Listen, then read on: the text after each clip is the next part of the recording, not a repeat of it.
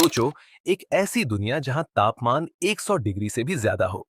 इतनी गर्मी कि सारी इंफ्रास्ट्रक्चर ही धड़ाम से धड़ाम हो जाए।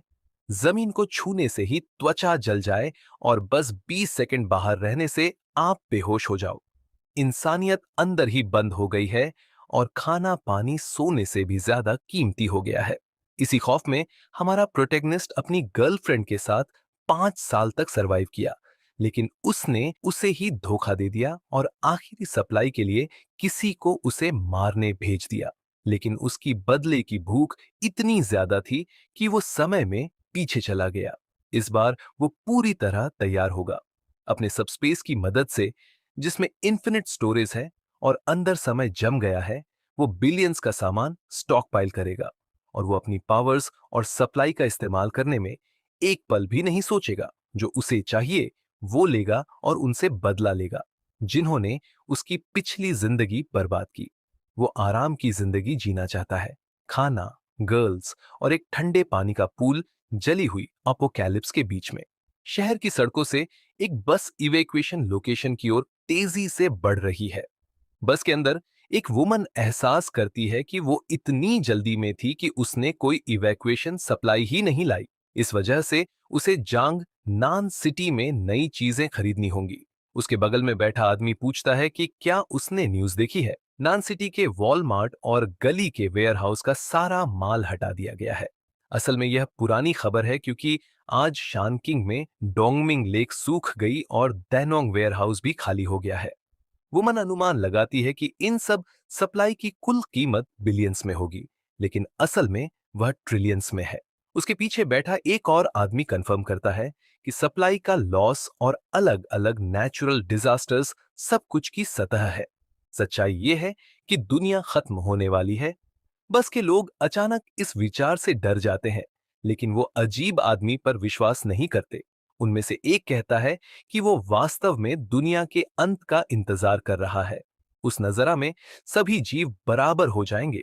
हालांकि ये सच नहीं है।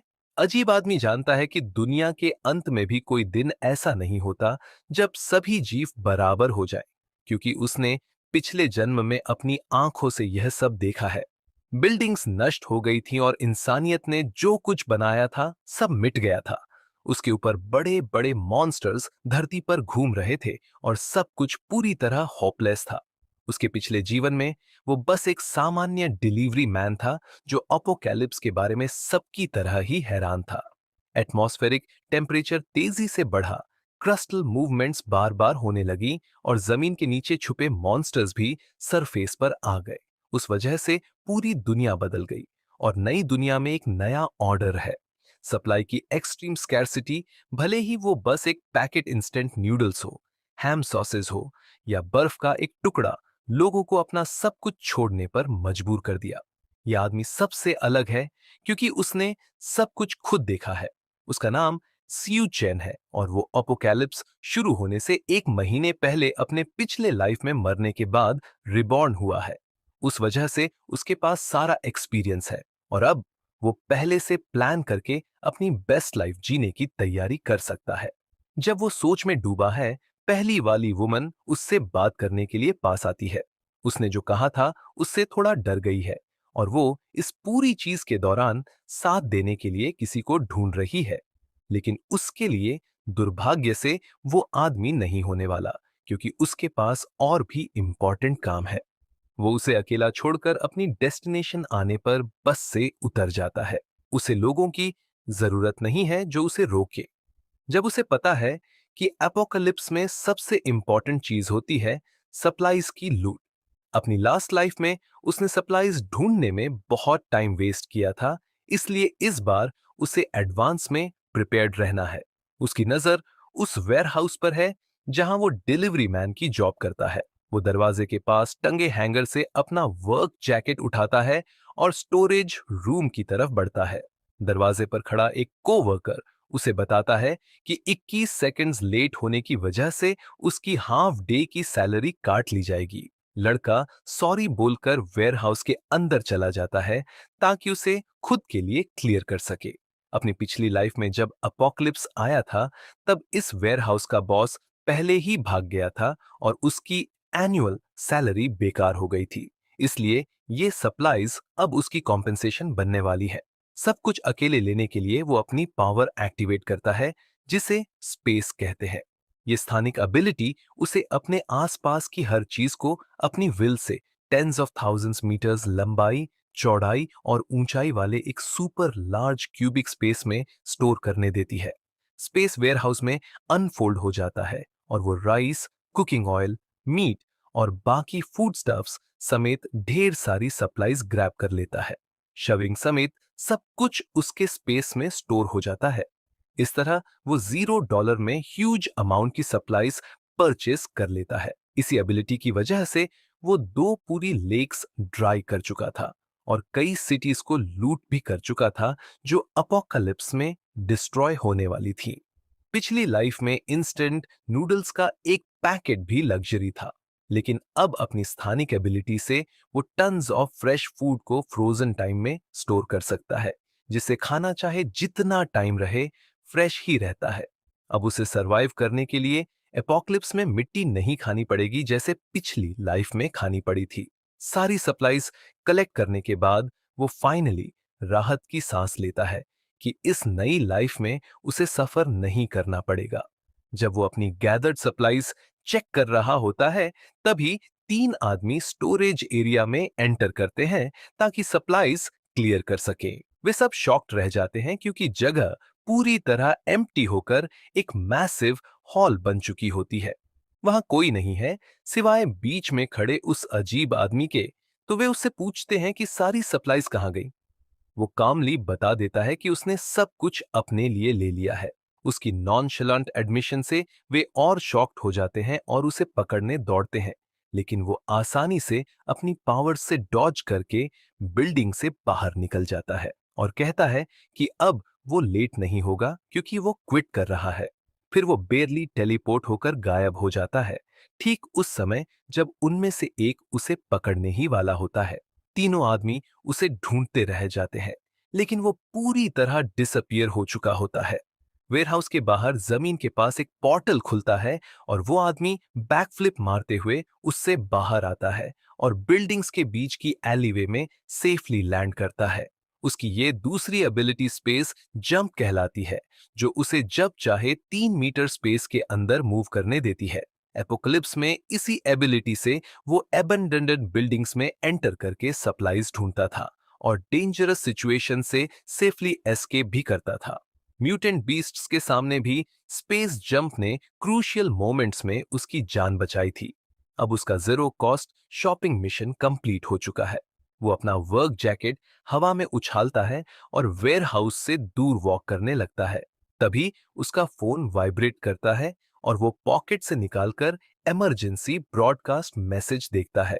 मैसेज बताता है कि अर्थ पर इंटेंस मूवमेंट हो रही है, जिससे लोकलाइज नेचुरल डिजास्टर्स अलग अलग जगह पर अपीयर हो रहे हैं। वार्निंग दी जाती है कि केयरफुल रहे, लेकिन कहा जाता है कि ये डिजास्टर्स डेली लाइफ को अफेक्ट नहीं करेंगे। गवर्नमेंट का ऑफिशियल स्टेटमेंट है कि पैनिक न करें ताकि पब्लिक काम रहे। क्या उन्हें पता भी है कि दुनिया खत्म होने वाली है? फोन देखते हुए ही उसे एक कॉल आती है और कॉलर का नाम देखते ही उसका चेहरा से मुरझा जाता है।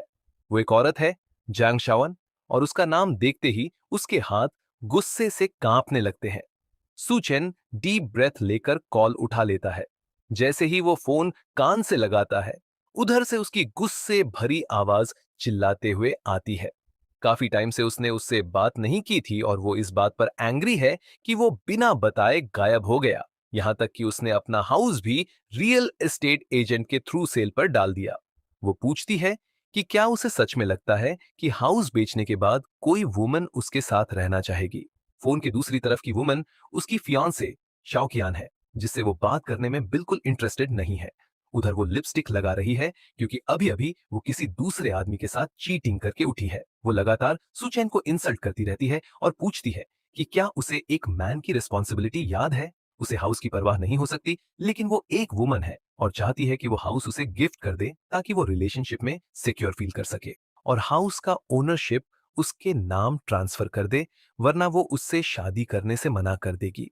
वो बताती है कि वो शंगडू वापस आ रही है और उम्मीद करती है कि वहां पहुंचकर वे और बात करेंगे, लेकिन वो बिना जवाब दिए कॉल एंड कर देता है। शौकियान ने पिछली लाइफ के एपोक्लिप्स में उसके साथ 5 साल बिताए थे। वह हर जगह सप्लाईज ढूंढता रहा ताकि उसे खिला सके, और उसे एक सेफ हाउस में ले आया जहां वह उसका ख्याल रखता रहा। अगर वह न होता तो वह भूख से मर जाती और दुनिया के अंत के बीच ही खत्म हो जाती। फिर भी उसने कई बार उसके साथ चीटिंग की, एक वायलेंट आदमी के साथ जो सूचन को कई बार पीटता था जब भी वह खाली हाथ वापस आता था। एक दिन श्याओयू ने उसी सेफ हाउस में सूचेन को मार डाला जहां उसने श्याओ कियन की देखभाल की थी, और वह भी उसके सामने। फिर उसके डेड बॉडी के सामने ही उसके साथ खुल मिलकर मजे करता रहा, उसे यूजलेस कहते हुए। श्याओ कियन को कोई फर्क नहीं पड़ा और उसने श्याओ से कहा कि सूचेन अपनी इनकॉम्पिटेंस की वजह से मरा, और वह कोने में धीरे धीरे मरते हुए अपनी आखिरी सांस तक यह सब होता हुआ देखता रहा। पिछली लाइफ में उसके साथ बहुत गलत हुआ था और उसने एक बार अपनी लाइफ उस पर ट्रस्ट करके गलती की थी, लेकिन इस बार जंग शाओकियान और वो आदमी शियायू जिसके साथ उसने चीटिंग की, दोनों को अपने हर किए की कीमत चुकानी पड़ेगी। हमारा प्रोटैगनिस्ट यह पक्का करेगा कि वे आसानी से नहीं मरेंगे, और उसे जो दर्द उन्होंने दिया वह 100 गुना ज्यादा महसूस करेंगे। उनके किए की सोच से उसका हाथ गुस्से में कांपता है, लेकिन वह डीप ब्रेथ लेकर खुद को काम कर लेता है। अभी के लिए उसे अपोकलिप्स में सरवाइव करने के लिए इनफ सप्लाईज जुटाने की क्वेस्ट जारी रखनी है। बाकी चीजें जो उसे चाहिए वे सिर्फ पैसे से खरीदी जा सकती हैं, और इसलिए उसे पहले यह समझना होगा कि पैसे आएंगे कहां से। वह अपने रियल एस्टेट एजेंट मैनेजर लू को कॉल करता है और अपना हाउस मार्केट प्राइस के आधे में बेचने का ऑफर देता है। उसकी सिर्फ एक कंडीशन है कि उसे पैसे कैश में चाहिए, और अभी चाहिए। डील सेट होने के बाद वह ड्रीम रियल एस्टेट की तरफ बढ़ता है ताकि हाउस की डील फाइनल से कर सके।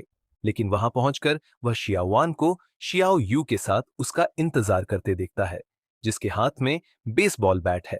सूचेन बिल्कुल भी परेशान नहीं होता और उन्हें इग्नोर करते हुए बिल्डिंग के अंदर जाने लगता है, लेकिन शाओ यू रास्ता रोक लेता है और गुस्से में पूछता है कि वह उनकी हाउस बेचने की हिम्मत कैसे कर सकता है। इसलिए वह पक्का करेगा कि सूचेन कल का सूरज नहीं देखेगा। गुंडा बोल ही रहा होता है कि सूचेन आगे बढ़कर उसका गला पकड़ लेता है, फिर उसे हवा में उठाकर जोर से जमीन पर पटक देता है। शावान अपने लवर को बचाने के लिए कूद पड़ती है और उसकी जैकेट खींचते हुए चिल्लाने लगती है कि कोई उन्हें मर्डरर से बचाए। सूचेन बिना समय गंवाए उसे जोर से थप्पड़ मारता है, जिससे वह उड़कर जमीन पर गिर जाती है। वह शौक में उसे देखती रह जाती है कि उसने सच में उसे हाथ लगाया। इस बीच वह जमीन पर पड़े श्याओ का गला दबाता रहता है, जो मदद के लिए भीख मांगता है। सुचैन उसे भरोसा दिलाता है कि वह जल्दी नहीं मरेगा, फिर उसे छोड़ देता है, जिससे वह डर के मारे पीछे हटता हुआ जोर जोर से खांसने लगता है। श्योन अपने इंजर्ड लवर को चेक करने जाती है, जबकि सुचेन दोनों को पार करते हुए ऑफिस के अंदर चला जाता है। शाओकियन अभी भी सबक नहीं सीखती और सुचेन को घुटनों पर बैठकर जल्दी से माफी मांगने का ऑर्डर देती है, जब तक वह ज्यादा एंग्री नहीं हुई है। अगर वह ऐसा नहीं करता तो वह धमकी देती है कि उसे शादी नहीं करेगी, लेकिन उसकी ये खाली धमकियां उसी वक्त रुक जाती हैं जब वह मुड़कर उन्हें घूरता है। दोनों डर से जम जाते हैं और फिर भाग जाते हैं, उसे अकेला छोड़कर। अब जब वे फाइनली जा चुके हैं, वह अंदर जाकर रियल एस्टेट एजेंट से मिलता है, जो उसे पानी का गिलास देता है। बूढ़ा आदमी इतने कम दाम पर हाउस बेचने की बात से बहुत एक्साइटेड दिखता है, लेकिन अंदर ही अंदर वह एसू चेन को बेवकूफ समझता है कि वह 1 मिलियन से ज्यादा की कीमत वाले हाउस को आधे दाम में बेच रहा है। ऐसे डील से वह जल्दी खरीद बेचकर बड़ा प्रॉफिट कमा सकता है। इसलिए वह तुरंत फुल पेमेंट करने के लिए मान जाता है और एसयू चेन को साइन करने के लिए कॉन्ट्रैक्ट देता है। डील पूरी होने के बाद सुचिन ऑफिस से निकलता है और उसके बैंक अकाउंट में लगभग 1 मिलियन जुड़ जाते हैं। अलग अलग नेचुरल डिजास्टर्स हो रहे हैं, लेकिन शंगडू जहां वह रहता है एक इनलैंड सिटी है जो अर्थक्वेक्स, सुनामीज और वॉल्केनिक इरप्शन से दूर है जो बाकी एशिया में हो रहे हैं। साथ ही गवर्नमेंट पब्लिक को काम रखने की कोशिश कर रही है, इसलिए एरिया में अभी भी नॉर्मली का एहसास है और सोसाइटी ठीक से चल रही है। अपने नेक्स्ट स्टेप के बारे में सोचते हुए वह एक फ्लायर देखता है जो फास्ट और हाई इंटरेस्ट लोन्स का ऐड करता है। इससे उसे आइडिया आता है और वह डिसाइड करता है कि प्रॉपर्टी सर्टिफिकेट के सहारे प्रॉपर्टी गिरवी करके और ज्यादा पैसे जुटाएगा। इस तरह वह ग्रेट सी लॉजेंस पहुंचता है जहां एक मोटा तगड़ा आदमी सिगरेट पीते हुए मिलता है। ये वोंगधाई है, शियाओ का बड़ा भाई। पिछली लाइफ में यह आदमी अपोक्लिप्स की शुरुआत में ही म्यूटेंट बीस्ट्स के मुंह में मर गया था। ढाई नोटिस करता है कि उसका हाउस ज्यादा कीमती नहीं है। सुचिन सिर्फ यह जानना चाहता है कि वह अपने लो वैल्यू हाउस पर कितना बोरो कर सकता है। बड़ा आदमी उसे $500,000 देने का ऑफर करता है। बस शर्त यह है कि वह प्रॉपर्टी सर्टिफिकेट भी उसके पास फेथ के तौर पर छोड़ दे। सुचिन डिमांड करता है कि एक्स्ट्रा 100,000 उसे तुरंत दिए जाए, तभी डील होगी। वह प्रॉपर्टी सर्टिफिकेट टेबल पर पटकता है और सामने वाले आदमी की आंखों में देखते हुए प्रॉमिस करता है कि 1 हफ्ते में पैसा लौटा देगा, ताकि वह इस डील से प्रॉफिट कमाकर सब कुछ एक साथ चुका सके।